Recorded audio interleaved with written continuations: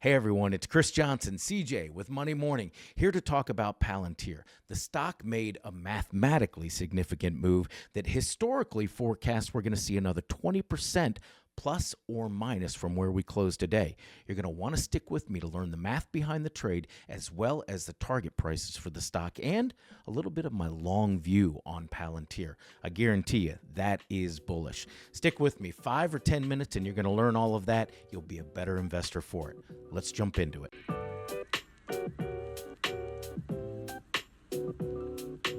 All right, let's go ahead and jump into this. Like I said, Palantir made a big move today. It was over 6%, and that is something that is significant in terms of how the stock has been trading lately, and that significance has a little bit of a forecast behind it. Let's take a look at some of the numbers here real quick, just to recap what happened. We saw a 6% surge in the stock after it's traded in a range for about a month, and I'll get to the chart in just a second. But that 6% move took us above the top Bollinger Band. If you don't know what a Bollinger Band is, I'm going to take about 3 minutes in just a minute to actually go through what it is and what it tells us. Now, it's one of 25 similar signals that we've seen since we started trading Palantir in 2020. So it's rather rare to see this type of volatility, or at least a break above that Bollinger Band. At any time, so signal or no signal, you see Palantir average a return of 9.9% over a 30-day trading period. That's huge. I don't care whether you're an investor or a trader. That is a big move. Now, following these signals in comparison, we're up or down 20%. So more than doubling what your at any time returns are for Palantir. So it's something that you want to be aware of, whether you hold the stock or you're just looking for an opportunity for a short-term trade. When we separate the winning trades from the losing trades, and I'm going to do this in just a second, it actually shows us where the stock is a little more likely to head and what target prices you want to keep in mind on Palantir. So let's go into the details on what a Bollinger Band is real quickly. And just give me a minute or two to go through this for those that don't know. It's a technical analysis tool. There are hundreds, thousands of different variations of technical analysis. This is one of the fundamentals, though. Now, a Bollinger Band is used to measure market volatility for an index, an ETF, or a stock like Palantir. It's calculated by using the stock standard deviation. So when I say, we're going with the nature of numbers, you're talking about normal distributions and unusual events here. We use a 20-day look-back period for this. So you're using that standard deviation plus the 20-day moving average of a stock. You've heard me talk about the 20-day moving average. That's the trader's trend line, or what I refer to it. What it does is it creates an envelope or a little bit of a band around the stock price. It gets wider as a stock gets more volatile, and it gets more narrow as a stock gets less volatile. And it also identifies some overbought, oversold conditions. So in other words, because I said the nature of numbers, you see elasticity behind stock prices. Some stocks are more elastic or more volatile than others, but once you break outside of that range, something normally happens. Either you regress to the mean or you see something break out, and that's what I'm looking for right now. They're also useful in identifying those breakouts, or what I call volatility rallies, when a stock begins to act unnaturally. So that's what a Bollinger Band does. It is that thing that's out there that can allow us to look at a stock with a number, quantify it, and say, hey, this is unusual, the activity that we're seeing, or it's par for the course and really don't worry about anything. Let's take a look real quickly at what the Palantir stock looks like, or that chart, and you'll notice the Bollinger Band is that pink band that's around the stock. Notice it right in here when we had all that volatility after the company's earnings report. Those bands tend to get wider. It's adjusting for that momentary or that short-term volatility, but as we see the stock trade in a range, those bands contract. Now, whenever you have a break above that Bollinger Band, or even below, but we're talking about the top break since that's what happened today, you see what I call a volatility rally or volatility storm. And think about what I just said about the nature of numbers. Investors expect the usual. And if you need an explanation of that, just look at what we've seen as all of the tariff talks and the uncertainty behind them have turned the markets upside down with volatility. So uncertainty or something that's unusual is going to get volatility in the market, usually a follow through. In this case, we see the volatility starting to happen, that breakout that we get above that top Bollinger Band, and it now says the stock is acting unusual, and you should start to expect something different from what we've seen over the last 30 days. So the big question, obviously, is what you should start to expect. Now, let's go back to the slides there for a second and talk about what the historical returns have done for Palantir. And I'm not talking about looking at something and saying, oh, this is what we're forecasting.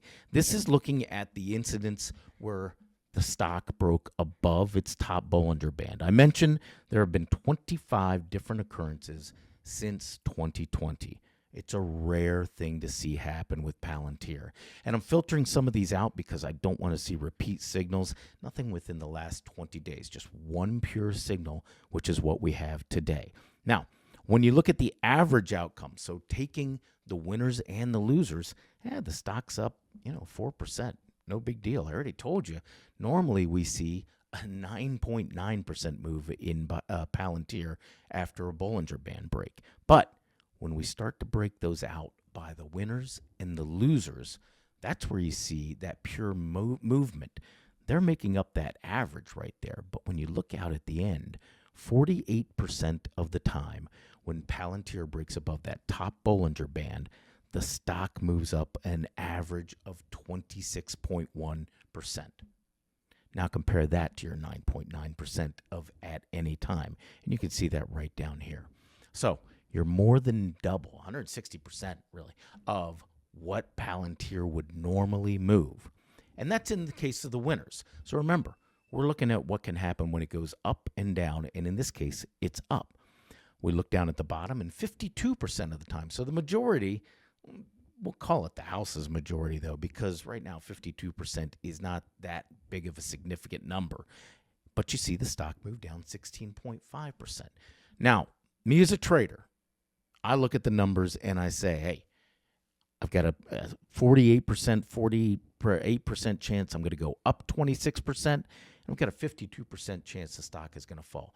Right now, it's in my favor to think that Palantir is going to move higher, not lower. Let's go back to the stock chart for a second, too, and see a couple of indications that we might add to in terms of catalysts for the stock to follow that route up to 26% higher. So the stock's 50-day moving average, and this is what I refer to as the trader's trend line. The investor's trend line, rather. The trader's is your 20-day, but that trend is very friendly right now for Palantir investors. It is in a bullish mode, so it's rising. You can see that we've seen support for the stock and that it's traded in that $80 to $90 range. But this breakout now takes it within striking distance of that $100 level. Now, if you don't know about $100, that is a psychologically significant level. Whenever a stock breaks above it or breaks below it, you tend to see investors react with buying or selling. So when I look at those components of what's going on, I start to think about what's the opportunity to the upside. And just to kind of look at the other breakout of those performance results, here's what it looks like just on a separate chart. There's your 26% higher, your 16% lower when you separate. Notice your trend is about the same of those signals moving up and down.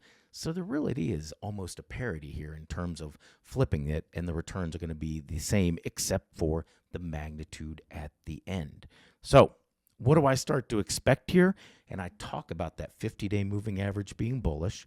The move above 100 gives us a catalyst to cause, let's call it a fear of missing out trade. When investors see the stock move above 100, it's a significant price level. So you combine those along with the average moves that we saw on that last chart, 26% to the upside, and you've got that 16.5% to the down.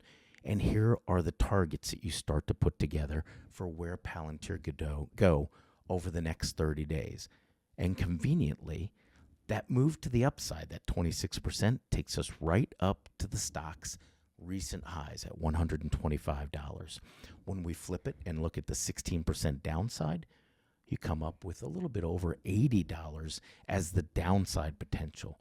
Both of them within the wider range of the last 30 days, 40 days worth of activity. So right now, that 50-day moving average gives us a little more of a bullish catalyst. And then, as I said, breaking above that $100 level would also add to the fire. So you've got fuel that is right now sitting on the sidelines. People have been watching the stock, and even though you've heard people talk about how it's overvalued, it's really still one of the better undervalued tech stocks out there. So how do I put other considerations into this? How do I trade it? Well, first of all, as a trader, I'm looking for an opportunity to leverage it. I'm going to look at options, perhaps. I'm going to buy some calls on the stock, maybe at the 100 strike, maybe a little bit further out. I usually play it a little more collectively and try to go in the money a bit. But one of the things that I've put here is you want to, first of all, ensure you have any stop in place on the stock. So draw a line before you get into a trade. My expected target's $125. You're going to make a choice at that point whether to close it out, put a stop loss in, etc. Consider the economic data as well, and also that stop goes in for the downside. If we don't go above $100 in the next 2 or 3 days, that's the point where I'm going to say, well, the volatility is not likely to carry the stock higher, and I'm going to exit my trade. But consider the economic data that's due this week. We've got the PCE data that's coming out. Consumer confidence will come out on Tuesday. And the way this market's been very tepid, you want to be aware of that data and how it could flip the market very quickly. So watch for follow through and consider the economic data. I already talked about setting your target price. Considering an option strategy, when I do that, this is not a day trade move. Remember, we were looking at a 30-day outlook, not a 3-day outlook or a 3-hour outlook. Buy an option if you're choosing to trade options that fits the outlook. And in this case, you're looking past April into May, maybe even June. Remember, spending money on an option is not a bad strategy, especially when you're looking out over 30 days. And then, as I said, consider that the market's long-term correction is probably far from over. We're still going to hear some more mentions of tariffs since April 2nd, which has been dubbed Freedom Day because that's when the tariffs go in effect. That could be an actual turning point for the market as everyone tries to figure out how this is going to factor into the economic outlook. So consider all of that. Now, when I look at the long term on Palantir, I mentioned I'd give you a little bit of my long term. I've got a price target of $150 with the stock sitting below 100. I'm a long-term bull on it. I'm cautious on those technology names, but Palantir has been a standout. The NASDAQ is right now down 6% over the last month, and that's considering even the bounce we got today. Palantir is trading up 6%, and that includes the bounce. So Palantir has been a relative strength, outperforming stocks. It is undervalued, and a lot of people are going to put some comments in below. Feel free to do so, please. But when you consider the market sentiment behind Palantir and how investors' expectations may be coming up, but not as high as they could be. Look at the average Wall Street analyst, their target price. They're still underestimating this stock. It is still undervalued, maybe not by PE ratio, but certainly by sentiment values. Cuts to the defense and other government spending are not likely to hit Palantir hard. And if they do, we've already seen that's not a huge portion of the company's growing revenue as they're going out into the private sector and growing their business now.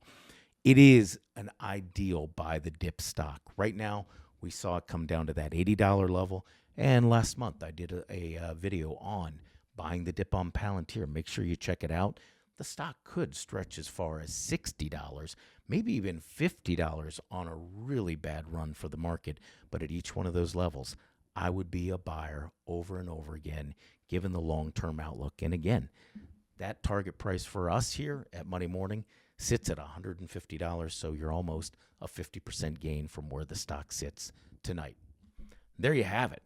Palantir's long-term outlook looks rosy, looks good. The short-term outlook, we're going to see volatility, potential price target of $125, which would match the recent post-earnings highs. And if we do go the downside of this Bollinger Band signal, you could see the stock hit as low as $80, which it's been down there as support within the last 3 weeks. So either way, I see this as an opportunity, whether you're a short or a long-term investor.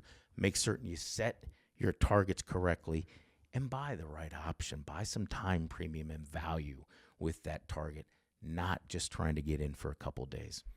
Chris Johnson with Money Morning.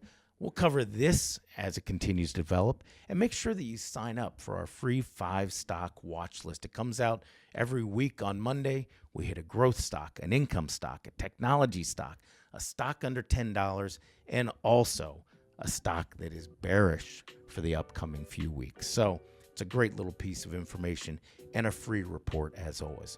With that, I'll wish you a great day and the best trading success. We'll see you next time.